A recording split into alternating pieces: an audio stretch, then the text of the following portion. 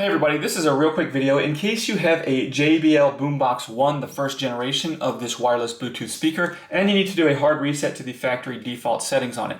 You're going to want to do this reset for one of two reasons. The first one's troubleshooting. If the speaker is not working, like it's not connecting to your phone or other device, or it's not syncing or pairing with Bluetooth, or any issues like that can very often be fixed with a factory reset.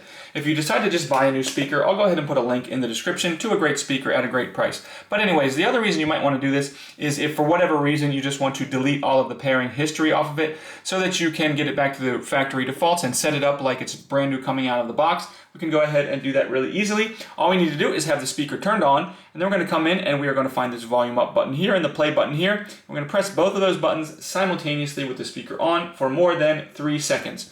When you do this, the speaker will automatically turn off and then reboot into its factory default settings. And then from there you can just go ahead and set this up like you were setting it up for the first time.